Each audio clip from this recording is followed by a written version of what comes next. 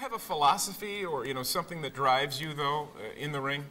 No pain, no gain, no guts, no glory. She's gonna be a big deal. You just watch. The champ is here! The champ is here! Only one American boxer, male or female, has ever won back-to-back Olympic golds. Claressa Shields. 2 Olympic gold medals, 3-time undisputed, multiple world championships. In a young life, you have accomplished incredible things. You've gone multiple weight classes, and now you're considering fighting in MMA. You kind of cleared out boxing in a lot of ways. And you are #1 pound for pound. Un rire qu'on entend à des kilomètres, un parcours de vie extraordinaire et un palmarès incroyable. Autoproclamée GWOAT, Greatest Woman of All Time, meilleure boxeuse de tous les temps. Elle en fait toujours plus. Aujourd'hui, je vous parle de Claressa Shields. I would just tell my younger self, keep pushing, it gets better. Because I had some very dark times in my life too where, I did want to quit boxing. I did want to give up. I did want to commit suicide before. I didn't let it get to me, and I didn't let my childhood trauma get to me either. I just continued to kind of work on myself and go to therapy. So I would just tell my younger self, just keep pushing, it gets better, and just not to ever give up.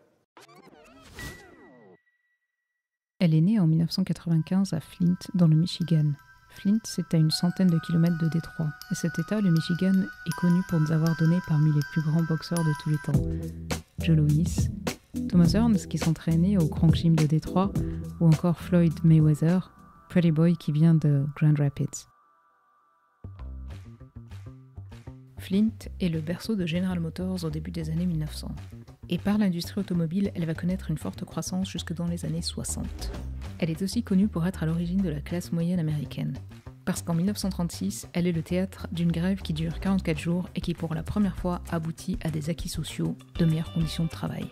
La croissance va continuer jusque dans les années 60, puis avec la flambée des prix du pétrole et les délocalisations, Flint va se vider de la moitié de sa population. Environ 100 000 personnes vont la quitter, la ville va s'enfoncer dans le chômage et dans la pauvreté, et elle occupera régulièrement le top 5 des villes les plus dangereuses aux États-Unis.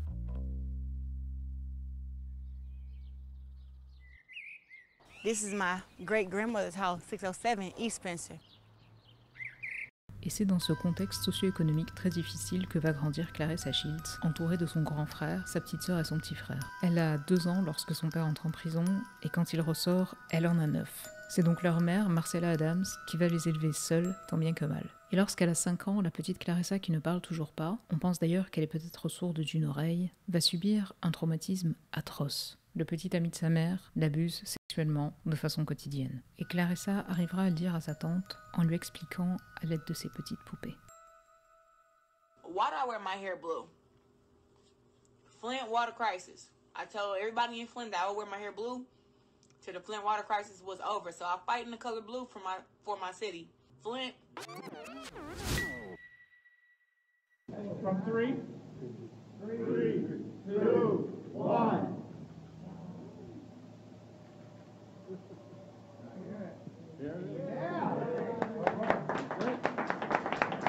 Toutes mes félicitations, monsieur le maire, vous venez de commencer à empoisonner toute une population. Pour comprendre, il faut remonter au début des années 2000. Le gouverneur utilise la situation d'urgence financière de Flint pour nommer un emergency manager. Il ne s'agit pas d'un élu, mais il a le pouvoir d'élaborer des procédures et des plans d'urgence, justement. Pour faire des économies, il décide de ne plus utiliser les centrales d'épuration des eaux de Détroit. À la place, il lance la construction d'une 2e ligne qui puisera aussi son eau dans les lacs. Le temps de la construction, Flint n'aura qu'à s'approvisionner dans sa rivière et utiliser sa propre centrale d'épuration. Mais pourtant, tout le monde sait que l'eau de la rivière est immonde. Elle est très riche en métaux, acide et très difficile à nettoyer. La centrale d'épuration va être dépassée. Cette eau va corroder les tuyaux et finira dans les robinets des habitants extrêmement chargés en plomb. C'est un véritable scandale sanitaire. Toute la population est concernée. Tous les enfants de Flint, âgés de moins de 6 ans, ont été empoisonnés par cette eau. Le réalisateur Michael Moore, lui-même originaire de Flint, en parle dans son documentaire Fahrenheit 11/9. Il qualifie cette crise humanitaire de crime racial. Flint est une ville à majorité africaine-américaine et les autorités mettent énormément de temps à réagir. Yeah, but look, yeah, I know. You're not the boys to fight like this. I beat up guys. Oh, yeah. I do. I beat up guys. I see. Pour la protéger contre le petit ami de sa mère qui promet s'en reprendre à elle, elles vont placer Clarissa chez sa grand-mère. À l'école, ça ne se passe pas très bien. Clarissa a de gros problèmes de diction, elle bégaye beaucoup. Son allure, ses cheveux font qu'elle est très moquée par ses camarades de classe. La colère qu'elle a accumulée la conduit un jour à une grosse bagarre. Et ça se termine dans le bureau du proviseur qui finira par écrire sur son carnet qu'elle est extrêmement dangereuse. Alors ça reste de l'ordre anecdotique et ça amuse Clarissa de le raconter, mais en réalité sa grand-mère, Granny, veille au grain et s'assure qu'elle ait de bons résultats scolaires. Elle la protège également des mauvaises influences potentielles de la ville de Flint. Cette grand-mère, Granny, ou Joan Adams, est un personnage central dans la vie de Clarissa. Elle l'a non seulement sauvée de ce contexte familial extrêmement compliqué, mais elle lui a également inculqué un certain nombre de valeurs. C'est une femme de caractère qui a étudié à l'université et travaillé à General Motors. Joan Adams lui dira par exemple « Assure-toi que lorsqu'on m'enterre face contre terre ». Et lorsque Clarissa lui demande pourquoi, Granny lui dira « Pour que tout le monde puisse kiss my ass ». Vous aurez compris. Joan Adams va élever Clarissa jusqu'à ce qu'elle soit malheureusement emportée par son second cancer. Clarissa Shields lui rend hommage dans une lettre publiée dans le Players Tribune, et celle que Granny surnommait Cocoa, c'est-à-dire cacao, chocolat, raconte plusieurs anecdotes, parmi lesquelles une m'a touchée. Tout le monde s'était rendu chez la tante de Clarissa pour célébrer un anniversaire, et Granny, qui avait eu du mal à sortir de la voiture, en fin de compte était restée seule à l'arrière. S'en étant rendu compte, Clarissa ressort alors pour aller la récupérer. En fait, Granny ne voulait pas demander de l'aide. Clarissa écrit « Tu avais cette espèce de fierté obstinée qui a un peu déteint sur moi. Et même après ton second cancer, tu ne voulais jamais demander de l'aide à personne. J'ai pris sur moi tout ton poids et on a marché ensemble. Même si toi et moi, on avait besoin de personne, plus que tout au monde, on avait besoin l'une de l'autre. » Au décès de Granny, Clarissa va retourner vivre chez sa mère et c'est pour le moins très compliqué. Marcella Adams fait effectivement face à de lourds problèmes d'alcoolisme. Il est fréquent pour Clarissa et sa sœur Brianna de devoir aller la retrouver dans les rues de Flint. Lorsque son grand frère va entrer en prison, Clarissa de fait va prendre le rôle de chef de famille. Elle se débrouillera pour nourrir sa famille, quitte à rester elle-même souvent le ventre vide, et il lui arrivera fréquemment de se battre contre les petits amis de sa mère. Et puis un jour, alors qu'elle a 11 ans, Clarissa va avoir une conversation avec son père qui va changer le cours de sa vie. Il lui dit « J'en serais pas là si je m'en étais tenu à ce que je voulais faire. » « Mais de quoi tu parles ? La boxe ? C'est ça que j'aurais dû faire. » Oui, en fait, Bobo Shields, le père de Clarissa, c'était un boxeur underground. On l'appelait The Cannonball, le boulet de canon. Il boxait dans des jardins de particuliers, dans des tunnels, moyennant finance. Il poursuit en lui disant « En fait, c'est comme Mohamed Ali. Lui non plus, il n'avait pas de fils pour prendre la relève, et en fait, c'est sa fille qui a pris la suite. » Et ça va planter une petite graine dans la tête de Clarissa. Elle veut faire de la boxe. « Tu veux faire de la boxe ?» Non, mais la boxe, c'est pas pour les filles. La boxe, c'est un sport d'homme, et de toute façon, t'es trop jolie pour faire de la boxe. Son père refuse. Mais Clarissa, du haut de ses 11 ans, n'en démord pas. Et elle va faire ce que tout enfant de 11 ans aurait fait. Elle va lui faire la gueule pendant 2 jours. Son père finira par céder et ira l'inscrire à la salle qui se trouve au bout de la rue et confiera des années plus tard que ça reste le meilleur investissement de $50 qu'il ait fait de toute sa vie. Au départ, lorsque Clarissa débarque dans la salle du Burston Field House, le coach, Jason Crutchfield, ne croit pas à la boxe féminine. Il accepte malgré tout Clarissa et l'entraîne comme les garçons. Et puis il va rapidement remarquer que Clarissa apprend très vite. Il va alors lui accorder plus d'attention. Il dira « Vous savez, on aime entraîner les enfants et on y prend du plaisir. Mais au fond de chaque entraîneur, en réalité, ce dont on rêve, c'est d'avoir un champion. Et je ne savais juste pas que ça serait une fille. » Les filles, ça aime bien faire du sport en étant jolies, cheveux au vent, tout ça. Mais pour moi, ça marchait pas en vrai. Par contre, quand j'étais à la salle et qu'on s'entraînait, avec les gars, on disait la même chose. Quand l'un d'entre nous disait « Ah, j'ai mal aux abdos, j'en peux plus !» Moi, je disais la même chose. À la boxe, je me sentais bien. Je me sentais chez moi. La boxe, pour Clarissa, c'est un espace dans lequel elle développe un sentiment d'appartenance, mais c'est aussi un espace dans lequel elle oublie tout ce qui se passe chez elle. Et malgré ce bien-être et le temps qu'elle y consacre, elle arrive la première à part la dernière. Clarissa doit faire ses preuves. Ses camarades, jeunes garçons, la taquinent. Et puis, après plusieurs mois, elle va enfin avoir son premier sparring. Un certain Darian. Et alors qu'on s'attend à ce que Darian flanque une correction à Clarissa, eh bien c'est elle qui va l'envoyer au tapis. Quand elle raconte cette anecdote, c'est assez drôle, elle ne peut s'empêcher de rire en se souvenant du grand-père de Darian derrière son caméscope, en train de hurler « Mais Darian, c'est juste une fille !» La boxe, ça permet à Clarissa de renaître, à tel point qu'à l'âge de 13 ans, elle va se faire baptiser. Quand on lui pose la question de pourquoi elle s'est mise à prier à l'âge de 13 ans, elle donne 2 réponses. La première, c'est que c'était pour avoir de meilleurs résultats. En effet, elle avait de mauvaises notes en sciences et sa tante l'avait privée de boxe pendant 5 semaines. Sa deuxième réponse est plus profonde. Elle dit « Je me suis mise à prier parce que je pensais que j'avais un esprit faible. Je pensais que j'avais un esprit faible parce que je réagissais à toutes les piques. Alors j'ai prié Dieu de me donner un esprit plus fort pour que les mots ne me fassent plus autant mal. » Et je m'arrête quelques secondes là-dessus. Quand je pense à cet enfant de 13 ans et à tout ce qu'elle a déjà vécu, le courage dont elle a fait preuve, sa force de caractère, sa résilience, sa détermination, quand je pense à cet enfant issu de Flint et qui s'est hissé au-delà de la statistique qu'elle aurait pu devenir, je pense aussi à une phrase, et même si ça fait cliché de donner des citations, une phrase de Frederick Douglass. C'est un abolitionniste. You're not judged by the height you've risen, but by the depth you've climbed. En gros, ça veut dire qu'il ne faut pas juger uniquement par rapport à la hauteur à laquelle on est parvenu, mais qu'il faut aussi regarder la profondeur d'où on vient. It was just another fight to me. There's nothing that really stands out about that fight. Les choses sérieuses commencent pour Clarissa avec les Jeux Olympiques de Londres en 2012. Elle vit à l'époque chez Jason Crutchfield et sa femme, qui l'ont accueillie comme leur propre fille pour l'aider à se focaliser sur ses objectifs et aussi depuis la fois où elle était tombée dans les pommes lors d'un entraînement parce qu'elle n'avait pas mangé depuis 3 jours. Ces Jeux Olympiques sont historiques. Pour la première fois, la boxe féminine y est autorisée. Et on passe beaucoup de temps sur des questions existentielles comme savoir si les boxeuses devraient combattre en jupe ou en short. Oui, c'est bien ça le débat en 2012. Et en 2012, les médias en France sont toujours pas vraiment au point sur la boxe, encore moins sur la boxe féminine. Je vous laisse admirer le travail d'identification de nos boxeuses françaises. Vous êtes sérieux? Vous êtes sérieux? Mais la route pour Londres passe d'abord par la Chine. Et ça va commencer plutôt mal pour Clarissa puisqu'elle va concéder sa toute première défaite contre une certaine Savannah Marshall, la Britannique. Clarissa accuse le coup. Elle était venue avec un 25-0, c'est sa première défaite et elle est seule. Jason Crutchfield, son coach, n'a pas pu venir faute de financement. Au téléphone, il essaie de la rassurer. Il lui dit que ce n'est qu'une défaite, que c'est à elle de revenir. C'est une question de mental finalement. Mais surtout, Clarissa n'est pas encore disqualifiée. Il faut qu'elle soit dans le top 2 et si Savannah Marshall remporte son prochain combat, elle peut encore gagner son ticket pour Londres. Et ça va le faire. Savannah Marshall va permettre à Clarissa d'aller aux Jeux Olympiques de Londres. Monsieur, c'est pas...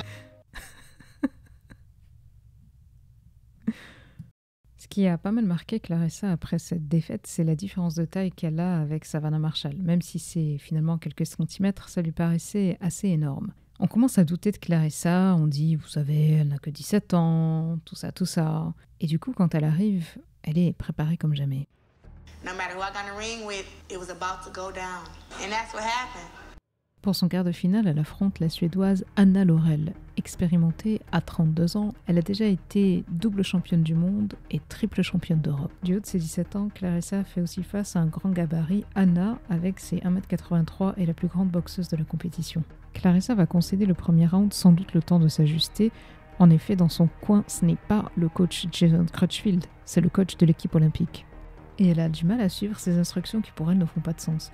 Jason, du haut des gradins, quant à lui hurle de faire la boxe comme elle sait. Au fil des rounds, Clarissa va rattraper son retard. Enchaînant coup au corps et crochet puissant du gauche à la tête, elle finira par l'emporter.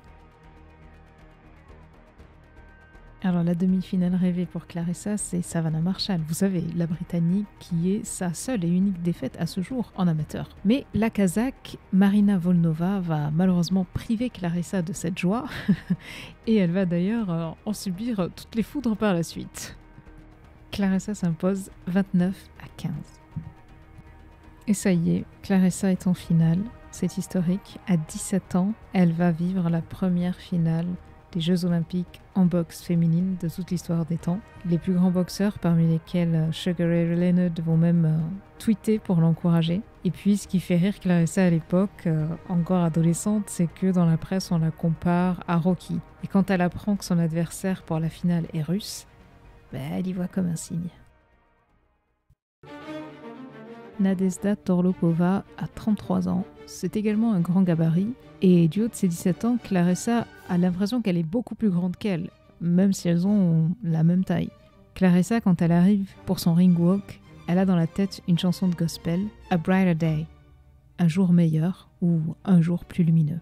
Dès le départ, la Russe cherche à s'imposer. Clarissa raconte même que lorsqu'elles se sont touchées les gants, elle avait plutôt pas mal appuyé.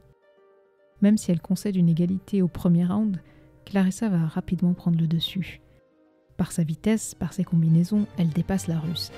Les jabs de la Russe semblent aller au ralenti. Clarissa s'en amuse, elle l'esquive, joue avec, la frustre et elle ira même jusqu'à avoir l'audace au dernier round de lui tirer la langue. Elle l'a fait à 17 ans. Clarissa Shields entre dans l'histoire, remporte la première médaille d'or des Jeux Olympiques en boxe féminine de tous les temps. C'est historique. À Flint, c'est la folie. Dans le petit aéroport de la ville, environ 600 personnes se sont entassées pour le retour de Clarissa. Cette victoire est porteuse d'espoir. This look like money? Money be green. Money feel like money. That shit look green to you? En fait, c'est ça le problème. À son retour des Jeux Olympiques de 2012, et malgré cette médaille d'or, Clarissa ne vient pas avec un sponsor ou un contrat commercial. Et donc, elle ne va pas vraiment sentir la différence d'un point de vue financier. À cette époque, on n'est pas encore vraiment prêt à valoriser la boxe féminine. À ce moment-là, elle va faire le choix le plus stratégique pour elle. Elle est encore jeune et ça ne semble pas très intéressant de se lancer sur une carrière de boxeuse professionnelle. Elle va plutôt tabler sur les Jeux Olympiques de 2016 et essayer de réaliser l'exploit d'avoir une deuxième médaille d'or 2 fois d'affilée. Clarissa va malgré tout continuer à être celle qui subvient aux besoins de sa famille. Et en 2014, sa cousine va venir lui demander de l'argent pour payer un avortement. Clarissa va refuser et elle va proposer en fait d'adopter sa fille. Donc Clarissa sera même présente et coupera elle-même le cordon ombilical de ce bébé qu'on baptise Clarissa avec un K. Et elle va être sa mère pendant les 8 premiers mois de sa vie, jusqu'à temps que sa cousine finisse par changer d'avis, réclame à Clarissa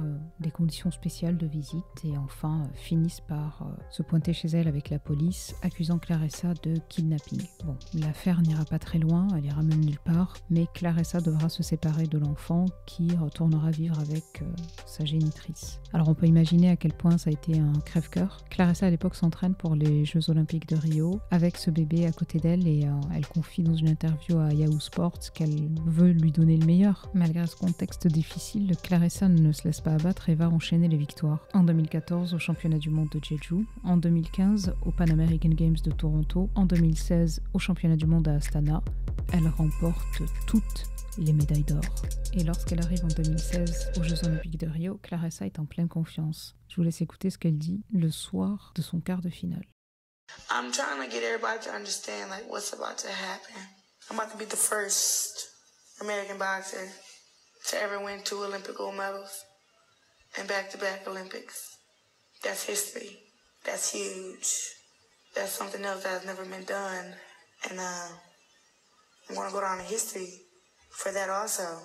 Et elle avait totalement raison, elle va s'imposer en finale contre la néerlandaise Nushka Fontijn. Désolée pour la prononciation. Clarissa réalise un exploit.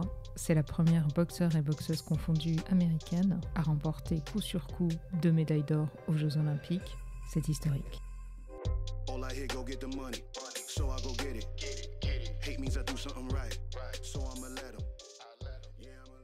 This is my mother, Sarah Cruz, and she's my biggest inspiration. She died 2 weeks after I went pro against Clarissa. Après cet exploit historique, on pourrait penser que les promoteurs se pressent à sa porte. Ce n'est pas le cas. Clarissa va signer avec un promoteur plus petit qui s'appelle Salita Promotions. Et ils vont quand même lui obtenir pour son premier combat professionnel, son pro debut, la sous-carte de Ward Kovalev. Et c'est également un combat télévisé. Pour ce combat, Clarissa va affronter Franchon Cruz de Zern, qu'elle connaît de l'équipe olympique. C'est un combat que personnellement je trouve pas terrible. Elles vont clairement s'envoyer des parpaings, ça va être un festival de grosses patates. Malgré tout, Claressa dira des années plus tard que c'est le combat qu'elle a trouvé le plus dur et que les coups de Franchon lui ont fait le plus mal dans toute sa carrière. Alors pour Franchon, c'est un combat un peu particulier. Sa mère est très malade et c'est sans doute le dernier combat qu'elle verra de sa fille.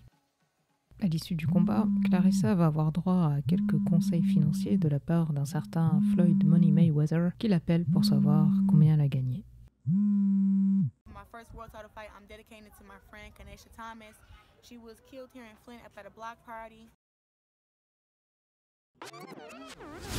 La carrière pro de Claressa débute plutôt bien. En seulement 4 rencontres, elle a déjà combattu dans 2 catégories de poids, les super moyens et les moyens, et elle s'apprête à son 4e combat à unifier les ceintures WBC et IBF contre une championne invaincue, 16-0, l'Allemande Nikki Adler. Pour ce combat, Claressa n'est pas favorite. Pourtant, dès le premier round, on voit la différence de niveau, c'est flagrant. Pendant ce combat, Claressa va toucher à 136 reprises. Au round 1 et 5, Nikki Adler ne va pas toucher une seule fois. Et pendant tout le combat, elle touchera 6 fois. Au round 5, l'arbitre finit par stopper le massacre. À seulement son 4e combat, Claressa bondit. Elle vient d'unifier 2 titres chez les super moyens. Sur son short, la photo de son amie Kanesha Thomas, à qui elle rend hommage. C'est le début d'une carrière phénoménale.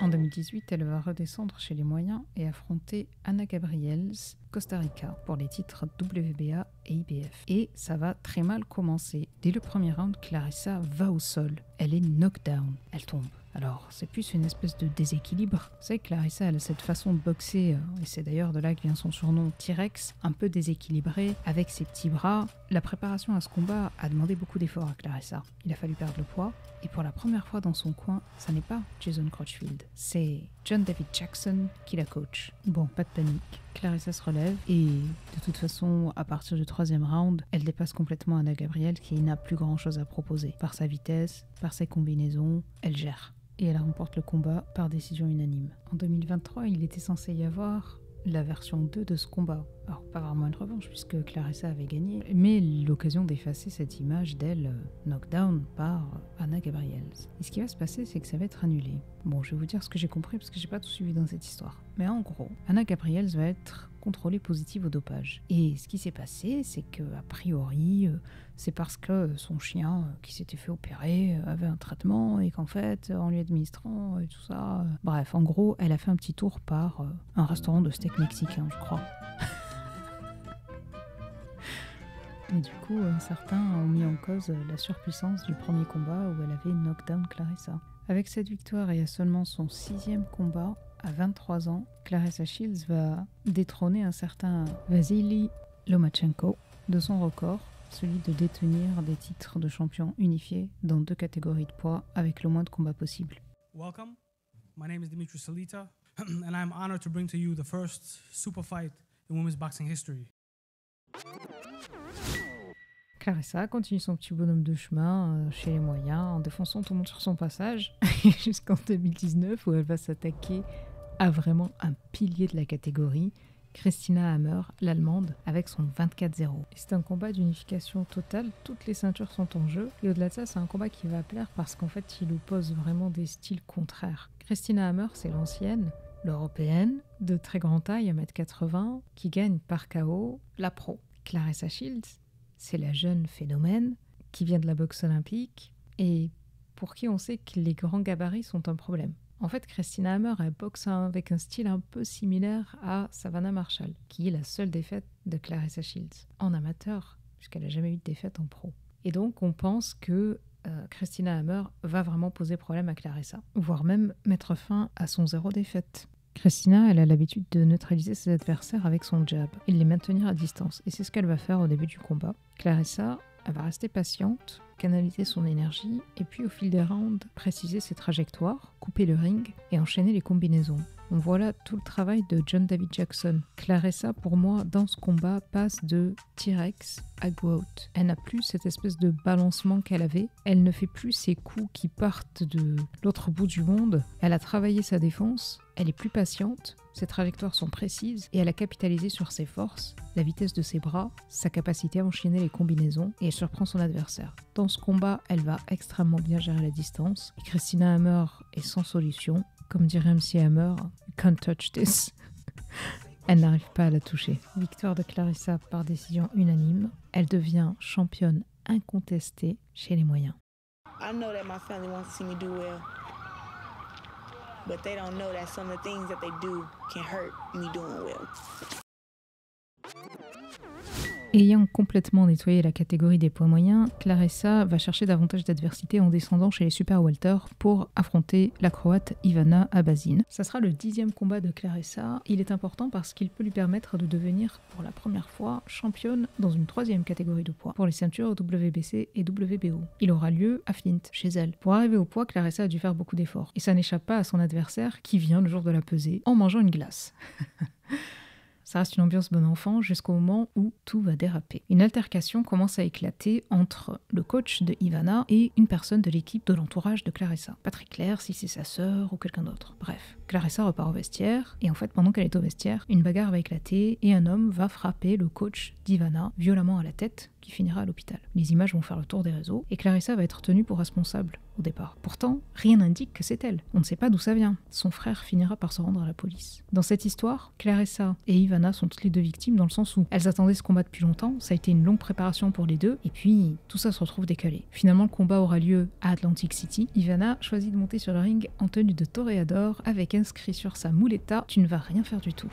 Tant que Claressa ne va pas du tout se comporter comme un taureau. Elle va plutôt adopter la stratégie que John David Jackson lui inculque depuis ses derniers combats, à savoir patience et précision. Jab, maîtrise de la distance, nombreuses feintes et coups au corps. Associé à la vitesse de ses coups et à ses combinaisons, constitue un arsenal qui va poser grandement difficulté à Ivana, qui elle continue à avancer avec une garde très élevée. Elle va se retrouver à partir du 5e round sans aucune solution et s'accroche de plus en plus à Claressa. Je vous avoue que pour moi ça a rendu le combat très pénible à regarder. Claressa qui continue à mettre des coups au corps d'Ivana, qui avance encore avec la garde très élevée, va finir par lui faire mettre un genou à terre au 6e round. Au 7e round, Ivana va se prendre un sacré coup à l'œil gauche et à partir de là, elle va juste s'accrocher à la vie en s'accrochant au poing de Claressa jusqu'au 10e. Claressa l'emporte. Elle vient une fois de plus de réaliser une première. Elle est dorénavant championne dans 3 catégories de poids différentes. Et tout ça après seulement 10 combats.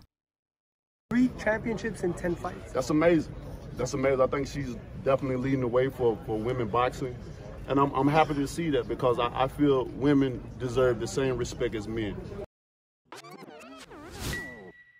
Claressa est donc parfaitement positionnée pour prétendre au titre d'incontestée, et c'est ce qu'elle va faire contre Marie-Ève Dicker, la Canadienne, qui culmine à 17-0. Donc Claressa n'est pas forcément spécialement favorite pour ce combat. Ce combat, c'était aussi le premier pay-per-view féminin depuis très longtemps. Il faut remonter à l'époque où Leila Ali affrontait Jackie Frazier au début des années 2000. Lorsqu'elle monte sur le ring, on voit que Claressa a malheureusement encore les cheveux bleus. Le problème à Flint avec l'eau n'est toujours pas résolu, et elle porte une tenue aux couleurs des Lakers. Son short est flanqué de 2 prénoms, Kobe et Gianna, en hommage au Black Mamba Kobe Bryant, le basketteur qui est décédé dans un accident tragique d'hélicoptère ainsi que sa fille. Dès l'entame du combat, Marie-Ève Dicker nous montre qu'elle a un très bon jeu de jambes. Elle se déplace vraiment bien. Pour autant, c'est Claressa qui va imposer son rythme. On voit qu'elle a travaillé et qu'elle est bien préparée pour affronter une gauchère. Elle place très bien sa jambe gauche, ce qui lui permet d'entrer et d'atteindre Marie-Ève soit de la droite, soit du crochet du gauche, ce qu'elle arrive à faire un peu moins fréquemment. Marie-Ève va avoir du mal à casser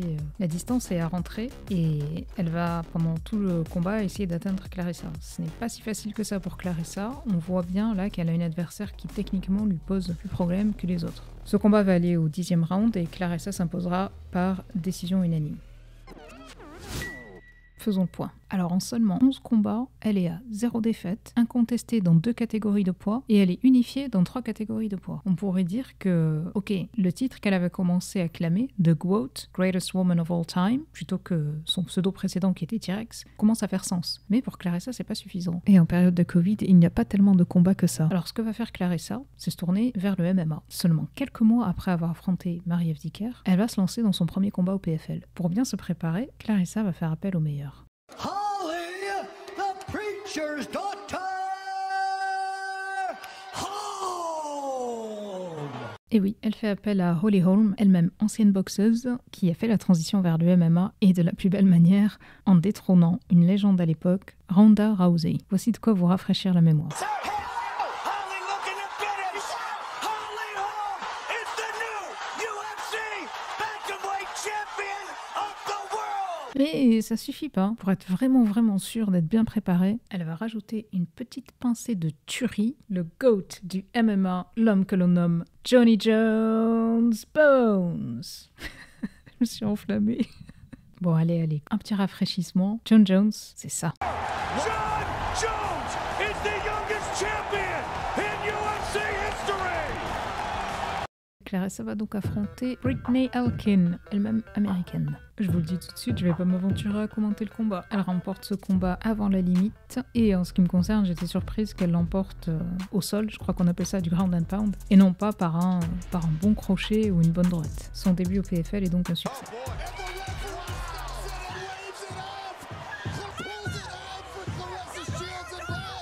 Et quand on se souvient de toute l'histoire qu'il y a eu dans la vie de Claressa, la voir à ce moment-là se tourner vers sa mère qui est dans le public et lui dire « Maman, ta fille est la GOAT », ça prend une certaine charge émotionnelle et personnellement, je ne peux pas m'empêcher d'être touchée. Cette année-là est extraordinaire pour Claressa.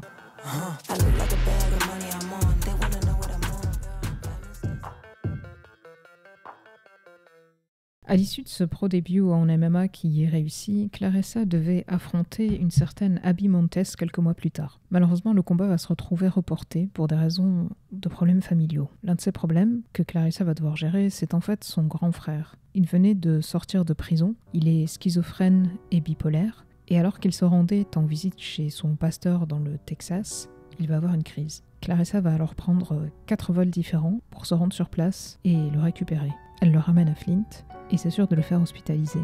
Au-delà de ça, la mère de Claressa a des problèmes de santé. Elle n'a pas le Covid, mais elle semble avoir une toux qui n'arrive pas à passer. Claressa, je vous l'avais dit, a pris le rôle de chef de famille très tôt et elle continue de l'avoir. Alors elle va tout annuler jusqu'à ce qu'elle stabilise la situation familiale. C'est Claressa qui pourvoit à sa famille et qui assure leur sécurité. Son grand frère, sa mère, son père, c'est aussi sa petite sœur, son petit frère, les enfants de sa petite sœur, les enfants de son petit frère, qui en ont chacun 3 et 4.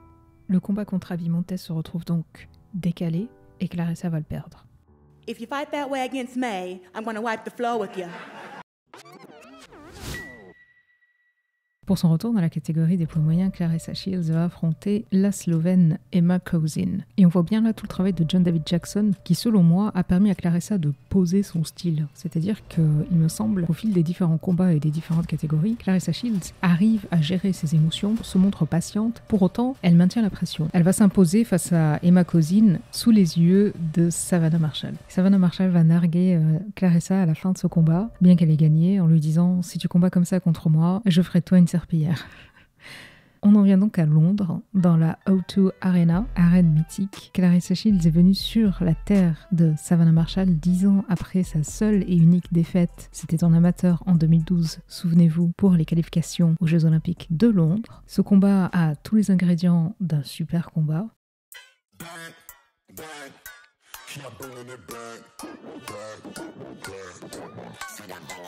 Il y a du trash talk à chaque conférence de presse, sur les réseaux sociaux. L'histoire qui est racontée est celle d'une revanche, mais Claressa clarifiera qu'elle a toujours été reconnaissante à Savannah Marshall pour avoir remporté ses combats et lui avoir permis, par le jeu des classements, d'elle-même se qualifier pour les Jeux Olympiques de Londres. Dans le coin de Savannah Marshall, un certain Peter Fury. Dans les soutiens de Claressa, un certain Deontay Wilder. Les États-Unis, l'Angleterre. L'opposition des styles. D'un côté, Savannah Marshall, un grand gabarit et une puncheuse, 12-0, mais dont 10 victoires sont par KO. De l'autre côté, Claressa Shields, 12-0 également, un style qui est beaucoup plus celui d'une pressure fighteuse, moins de punch dans les points mais beaucoup plus de vitesse et de combinaison. Elle a, quant à elle, seulement 2 KO. Ce combat a lieu dans une soirée 100% féminine et au moment où les deux boxeuses se présentent, la salle est surchauffée. Savannah Marshall entre au son de Sweet Dreams. Ça contraste avec Claressa Shields dans sa tenue qui ressemble à celle d'Apollo Creed et qui rentre au son de The Champ is Here. Dès le premier round, le combat s'engage avec une énorme intensité. On entend la foule scander « Go Savannah Marshall !» Allez Savannah Marshall.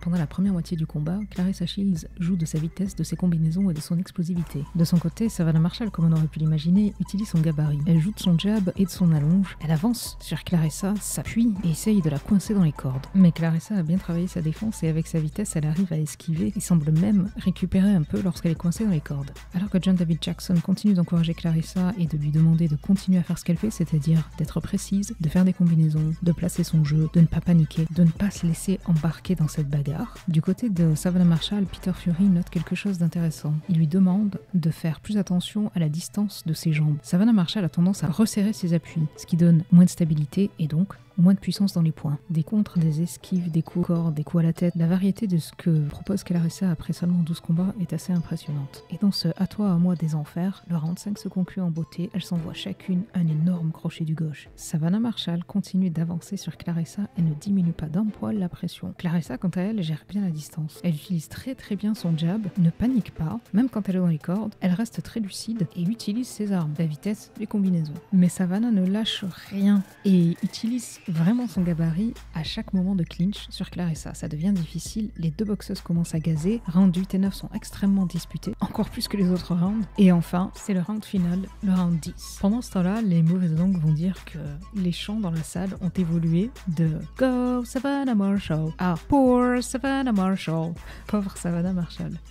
Ils sont vraiment impitoyables. Au round 10, les deux boxeuses ont déjà tout donné, alors elles vont dig deep, c'est-à-dire qu'elles vont chercher au fond d'elles-mêmes. Claressa Shields s'impose par décision unanime. Les juges vont scorer ce combat avec un 96-94, 97-93 et 97-93 en faveur de Shields. Ce combat était magnifique. Dans le storytelling, dans la position de style, dans l'engagement, dans l'ambiance, la totale. Les chiffres qu'on a, c'est plus de 2 millions de téléspectateurs. Alors la carte de cette soirée-là était extraordinaire, c'était une soirée 100% féminine. Et il y avait un autre combat d'unification, Alicia Baumgardner contre Michaela Mayer. Combat qui aura été dans la même soirée extrêmement disputé et avec une victoire de Alicia Baumgardner qui reste polémique. Par ailleurs, dans la vente de tickets, au niveau de la billetterie, plus de 35% des billets vont à des femmes et plus de 40% derrière leur poste de télé étaient des femmes. C'est bien au-delà de ce que la chaîne Sky Sport a l'habitude de faire en termes de score. C'est donc un combat historique et extrêmement significatif dans la boxe féminine et le potentiel qu'elle a.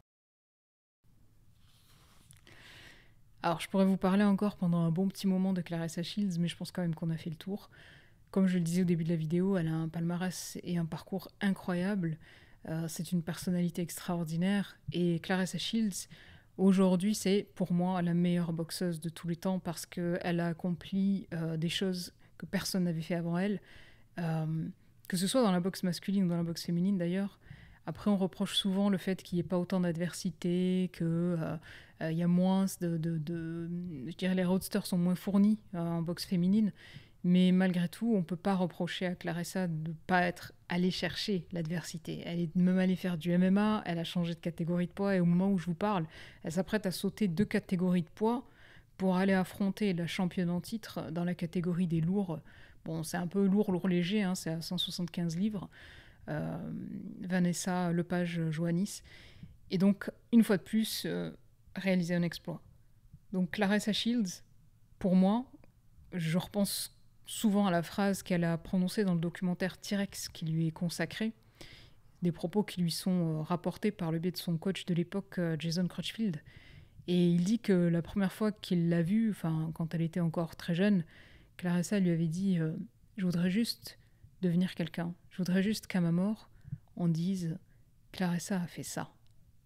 Et je pense que c'est ce qui résume le mieux toute la démarche de cette athlète extraordinaire qu'est Claressa Shields et que j'ai essayé de vous faire un petit peu mieux connaître à travers cette vidéo.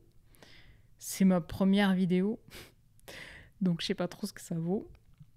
J'ai mis une casquette GOAT parce que je suis modeste.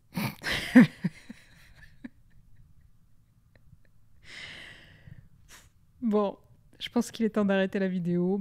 J'espère que ça vous aura plu. Et puis, je sais pas, dites-moi ce que vous en avez pensé. Allez, merci. Ciao.